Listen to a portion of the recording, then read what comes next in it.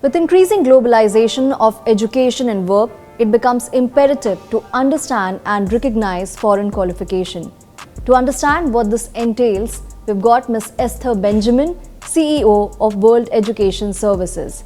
Let's start with the overview of WES. Thank you so much for the chance to be in conversation with you today. Really appreciate it. World Education Services, we're known as WES, or in India, we're known as WES, is a long-standing organization. We've been around for 50 years. On July 25th, just about a week ago, we celebrated the 50th anniversary of our incorporation.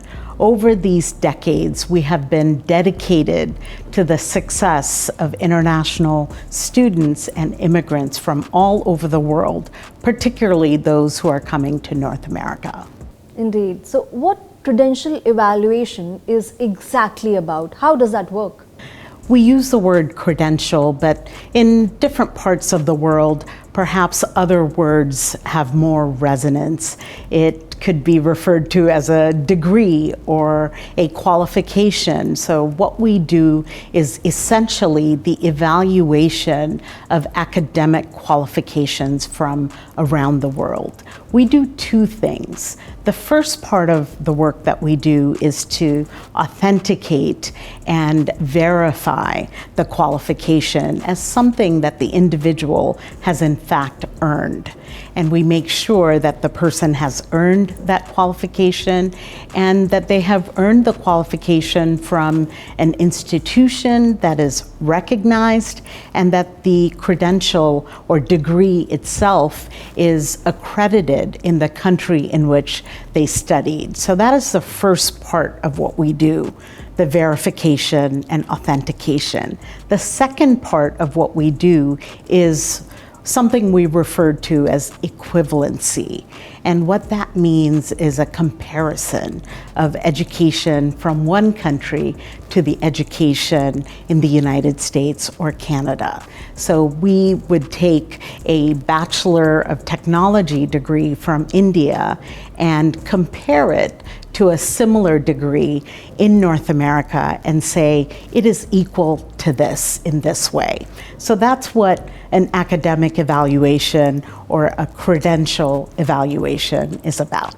So in detail, you explain to us the process, but what does this look like from an applicant's point of view?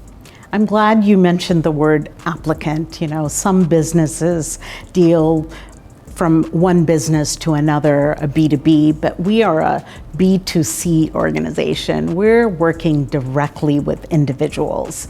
And so it is the individual who comes to us for an evaluation of their academic journey. And they initially come to us directly on their own, or they may be directed by an institution to come to us. A university might say, go to WES. A immigration authority might say, go to WES to have your academic qualifications evaluated. So the individual comes to us, they apply to us for an evaluation, and then they go to the school where they studied, and they have the institution send us verification of their qualification. You know, 99% of people in the world are honest about their academic journey, but there are people who commit fraud about their qualifications. So it is important for the rigor and authenticity and quality of our evaluation that we receive proof of study from the institution itself. So once we have received all of the source documents, noting what the student has completed in terms of their education, that is when we do the analysis of the documents and we do the comparison and equivalency to, in the end, produce a WES credential evaluation. That is what the individual receives at the end of the process, and that document is then submitted to the institutions that the individual says should receive the report. So that's how it works from start to finish. The global education landscape has remained in a state of flux for a while now. So how do you keep yourself updated in such a scenario? The education landscape around the world, Megha, is changing so fast. And we have studied the education landscape, whether it's the primary and secondary school system or the higher education system. We have studied school systems for 50 years. So we know the institutions, we know the regulatory bodies, we know the system for accrediting degrees. We understand how this work is done country by country. And we have all of that information in a database that probably has some of the most information on education that any organization has in the world. So we're proud of that knowledge. We have a research team that is constantly researching what is changing as well. And that information is added to our database of knowledge. We have individuals who are experts on countries, who are experts in certain types of degrees. So we're constantly learning. We are looking back at what we know. We are understanding what is changing. Every day, we see qualifications from universities we didn't know about. Even in India, there are new universities and new colleges that emerge on a daily basis, in fact. There are new degrees that are emerging, and we have to stay up to date on all of this. And we do that based on our track record over many years, but we also do that on a daily basis. We also publish something called the World Education News and Reports.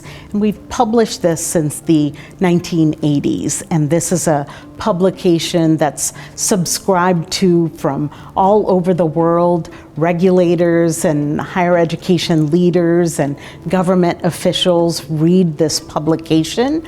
And we also do country-specific analysis. So it's a range of things that we are doing on a daily basis to continue to understand, monitor, analyze, and adapt the way that we examine educational qualifications. So no wonder you enjoy such a huge global presence.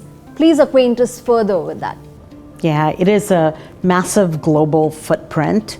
It is about our expertise, but it's also about the network of institutions that we are connected to around the world and in North America, where people are looking to come to study and move to. So when we look at the globe, over time, we have examined qualifications from over 240 countries and territories. And you might say, well, Esther, there aren't that many countries in the world. Well, there are some countries that no longer exist, like Yugoslavia, but we understood the system of education there too. So today, we are experts in examining education from over 205 countries and territories in the world. And you might say, how many universities are there in the world? And there are about 60,000 educational institutions, and that includes universities, it includes colleges, vocational and technical institutions, it includes high schools and high school systems, 60,000 of them in 205 countries and territories of the world. And we have to keep track of all of that. And granted, there are certain parts of the world that we see more of, but even in the smallest geographies, we see 1 or 2 qualifications a year. So we're connected to that network. And then in the United States and Canada, which are the recipients of the reports, we're connected to about 4,500 institutions that receive our report. So this is a massive network, and this is the network as it relates to credential evaluation. We also do other work that is more programmatic and policy-oriented and philanthropic as well. And that network is also growing by the day. So for us, a default way of working is working in partnership, working through networks. Without these networks and relationships, we couldn't do the work that we do, and it is global. We are proud to be an extensive global organization working actively in international education. Some mind-boggling numbers there. But then as you go about your work, the rules and regulations change from region to region. The social requirements are also different. So how do you navigate through that? Yeah, first of all, there has to be a good foundational understanding of education systems. We have to understand the systems of countries. There are systems for regions. There are systems by language. For example, we have experts on our team who understand the French education system, for example. And if you look at African countries, there are Francophone countries and Anglophone countries, and we've got to understand what's different between those systems. So it's about staying up to date. In India, we have followed very closely NEP 2020, and even that, as it moves forward into implementation, things are changing, and we have to stay up to date. It's by staying up to date that we can ensure the rigor of the work that we do, the integrity of the work that we do. So it's about monitoring, analyzing, updating, and adapting, ultimately with the aim of reducing barriers and improving opportunities for those we serve. You very seamlessly led me to my next question. You talked about India. How big is the Indian market for you, and what are the challenges and opportunities that you're identifying here?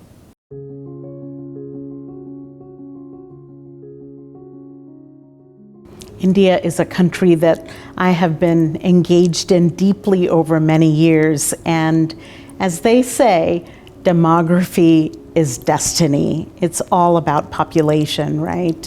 And I know in India, we often talk about the demographic dividend as well. So this market is so important. The talent in this country is sought after the world over. The numbers say it all. This is an important market for the work that we do. About 30 to 35% of the people we serve annually are Indian graduates. And that number fluctuates, but generally about 150,000 individuals are bringing to us over 200,000 academic qualifications every year to evaluate. So it's very important for us to understand India, to understand the education system here, to understand what young people, young professionals are imagining for their future. So this is a very important market. There are hundreds and thousands of academic institutions in India, as you know. There are 1,200 universities, there are 43,000 affiliated colleges and more autonomous institutions, and we try to keep up with what is changing and what is evolving. There are 5 qualifications that we most often see from Indian graduates. And you could probably guess what they are, but it's a Bachelor of Technology, a Bachelor of Commerce, a Bachelor of Engineering, a Bachelor of Science, and Bachelor of Arts. So those are the top qualifications that we see. We also see business degrees and MBAs, but those are the top 5 degrees that we see from India. And even with thousands of academic institutions in the country, there are some top institutions that we see. Punjab University, University of Mumbai, Anna University, and Gujarat Technical University, and JNTU Hyderabad. So sometimes one may be number one and number four, but it's generally the combination of those 5 institutions that form the top 5 for India. And it's always interesting to look at our data annually and to see which are the universities from which graduates are looking to be on the move, to take their talent and skills to put to use in new communities and new countries. So a big market, one that you've tried to study holistically. Now, what do you identify as your USP? Yeah, so we do this work in such a way that is full of passion and dedication. We have a very talented staff. So we have 400 people who work for World Education Services. We have 250 people in the United States, 150 people in Canada, and we are beginning to imagine our operations in India. And our staff are from all over the world themselves. There are staff from 60 countries around the world, and they speak about 50 different languages. They themselves have been international students. They have been immigrants. So one of our USPs is certainly a dedicated, committed, and talented staff. And as I mentioned before, we also have this 50-year track record and experience. That is so important. The data and knowledge that we have from the work we have done is unbelievable. We have a methodology that is proven, that is rigorous, that has high integrity. We often talk about the way we do our work as the gold standard. We also use technology quite innovatively, and we have partnered with some Indian companies to help us innovate in this area. So the technological capability is also quite unique for WES. We're constantly evolving. We are bold and ambitious about serving our customers and staying impact focused. 5 decades of existence. Now, what are the success stories that you reflect upon with particular satisfaction? Yeah, at the end of the day, we're working with individuals, and we're working with individuals as they pursue their goals and dreams.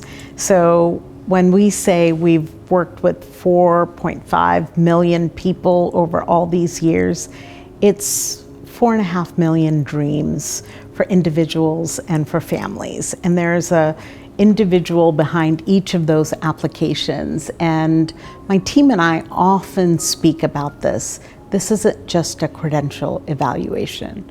This is a person. This is a family. And they are trying to achieve success in a new country, in a new community. And we have to remember that in the work. We're proud of all of that work that has happened, all of those dreams that have advanced, the communities that have been enriched, the universities that became stronger institutions because of the international students that they had present. So I think about lives touched. I'm also really proud of the fact that staff over 50 years have created the success of the organization, the impact of the organization. So I'm proud of the staff, the board, the partners. It's been an endless network of people and organizations and individuals that have brought us to this point in our evolution. And it makes me really excited for the future. We have to go into the future excited about what we have accomplished, but we have to go forward boldly, ambitiously, and impact focused for the next 50 years as well. So what is WES's guiding philosophy? Fundamentally, we believe that everyone should be able to put their education, their experience and skills to work anywhere. We also believe that society should recognize the value of people's education and experience, regardless of where that education was earned and completed, regardless of where their experience was gained. Society should value that education and experience, and that's what guides us. And this work we do arises out of our values as well, and we hold 5 values near to all the work that we do. Number 1, it's about opportunity, it's about inclusion, it's about equity.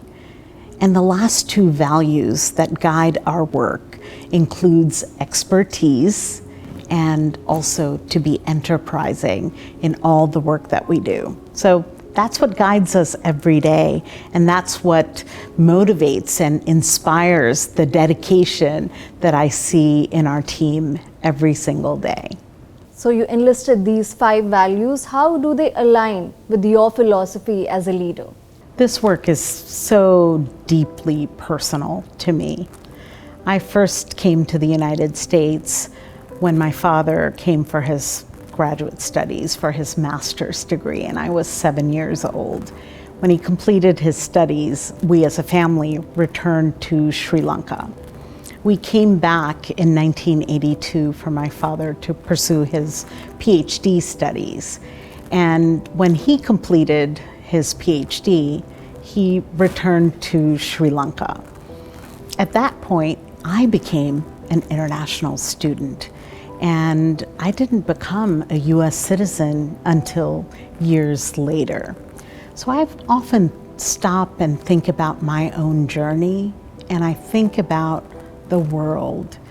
And I think about the fact that there are 300 million people who live in a country outside of where they were born.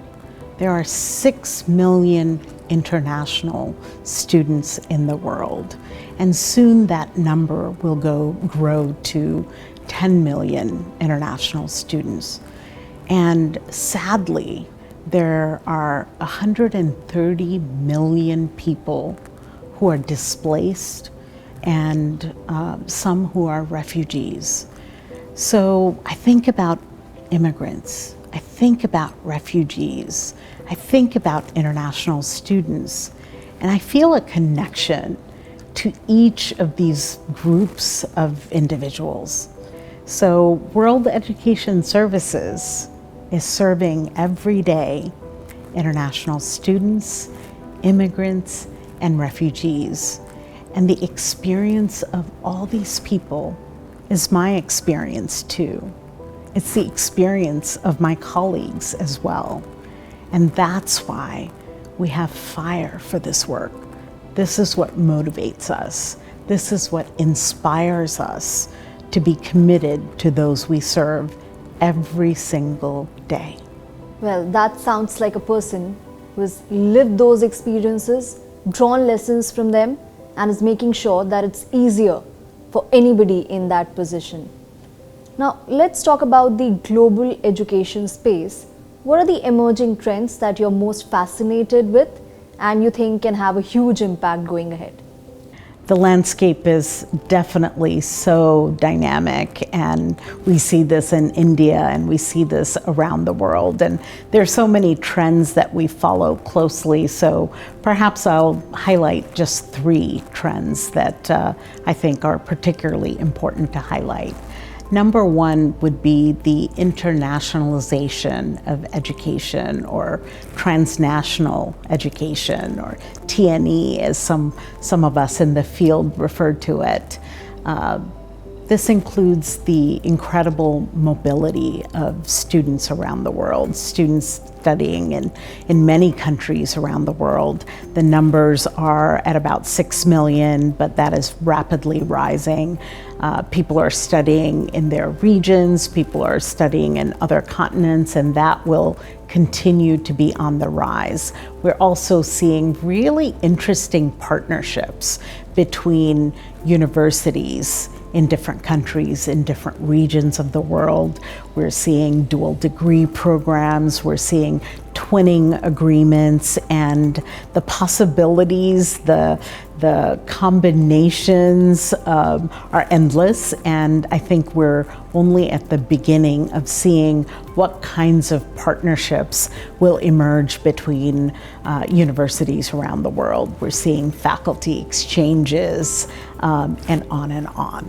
Second would be this new era of online education, which kind of has emerged from the old distance education model, has now become an online education oriented world with also possibilities for hybrid and blended education. Students want to study certain classes in the classroom, in person, other classes they want to do online. They really want choice about how they want to study, when they want to study. They want choice as to how to stack credentials.